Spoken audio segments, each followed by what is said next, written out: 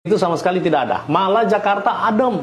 Adem di masa kepemerintahan Pak Anies. Aman benar. Aman, tidak ada bilang ada gereja ditutup atau Natal bagaimana, Pak? Oh, Natal apalagi.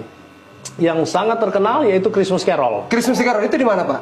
Itu sepanjang Jalan Sudirman, Tamrin. Sudahkah dilakukan oleh gubernur sebelumnya? Oh, sebelumnya. Belum pernah. Belum pernah. Ingat itu baik-baik. Christmas apa, Pak? Tadi? Christmas Carol. Christmas Carol. Hanya dilakukan oleh Pak Anies Baswedan di jalan mana, Pak?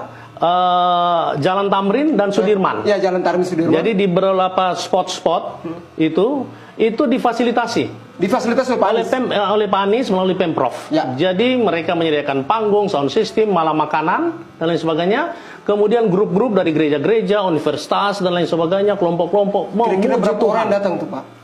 Waduh, itu mungkin pada saat itu mungkin ada sekitar 50 lebih grup. 50.000 grup. Kenapa tidak diviralkan di media sosial? Karena tidak diviralkan di media sosial, makanya banyak orang yang tidak tahu informasi itu. Ya, karena memang Pak Anies itu dia punya, saya menganggap itu ketulusannya. Apa yang dia lakukan memang kadang sekali dia membawa media. Karena dia punya pedoman, saya mau bekerja bukan untuk diliput. Oh ya, saya mau bekerja untuk bukan diliput. Iya, itu sebabnya. Nah, itu pun terjadi secara natural saja. Nah, Bung Frits, saat itu sempatkan kita... Kalau di Jakarta bagaimana? Di Jakarta jangankan selamat ucapkan, nyanyi di pinggir jalan. Nyanyi, itu rame-rame. Rame di area umum. Terus Nyanyi. apalagi yang teman-teman mengatakan bahwa Pak Anies itu intoleransi, terbantahkan oleh Bapak Pendeta. Terus Bapak Pendeta. Dan yang hebatnya, ketika itu terjadi, tidak ada pertentangan, tidak ada orang yang protes. Artinya Pak Anies betul-betul membuat sebuah terobosan yang baik. Yang berikut, Bapak, saya hari ini menyaksikan bahwa Pak Anies kok tidak pernah marah ketika orang maki, orang ucap kata-kata yang tidak berkesan. Kok dia nggak balas? Kenapa tuh Bapak Pendeta? Menurut Bapak Pendeta? Itu merupakan manifestasi dari kepribadiannya yang dewasa. Cocok jadi seorang pemimpin, bro. Sangat cocok, karena dia bukan hanya sopan, tapi stabil. Stabil. Kepemimpinan, kepribadian yang stabil. Banyak orang bilang Pak Anies kok santun sekali ya. Ya, dia bukan hanya santun, dia stabil. Kalau hanya santun, pelayan-pelayan juga santun. Ya. Tapi dia stabil. Artinya, dia diangkat tidak terbang, dia ditekan juga tidak frustrasi. Dan itu yang tadi, dia mau dihujat, dicaci maki, dia tetap stabil. Bapak Pendeta, ini menarik nih. Itu saya kan sering mempromosikan, menyampaikan, memberitahukan ke ruang publik bahwa Pak Anies Baswedan bantu IMB kepada gereja-gereja. Ya. Menurut Bapak Pendeta, benarkah? Sangat benar. Gereja mana-mana saja tuh yang Bapak Pendeta tahu? Wah, itu data yang ada itu ada 33 IMB 30 yang dia ya?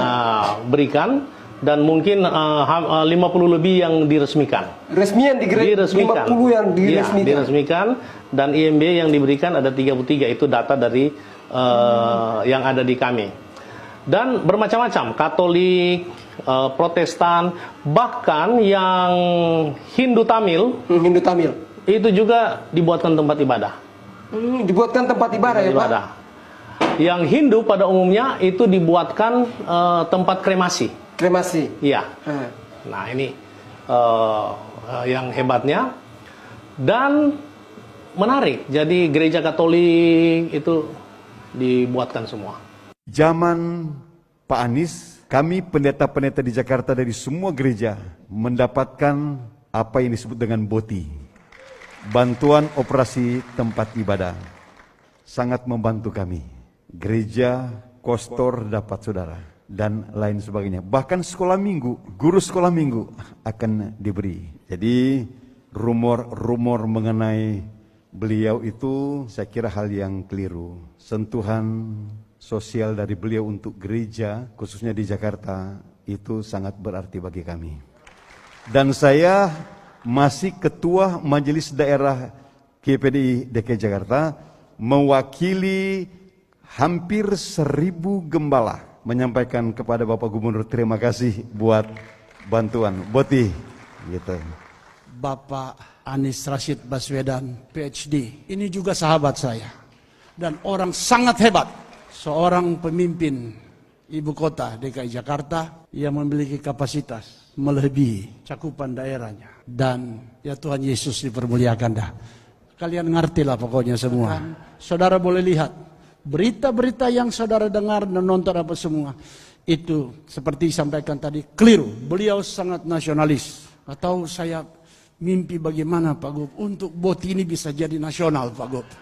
Karena terbukti baru Bapak Gubernur sekarang yang dengan berani mengambil keputusan. Wali Kota Jakarta Timur. Dia bilang ketika Pak Gubernur pertama kali memimpin, beliau panggil Kepala Biro Dokumenter bertanya, bagaimana fasilitas-fasilitas untuk gereja-gereja? Harus disamakan semua. Satu terima, satu yang lain terima. Membuktikan bahwa beliau memegang komitmen dan seorang yang sangat pluralis dan menjaga kerukunan umat beragama.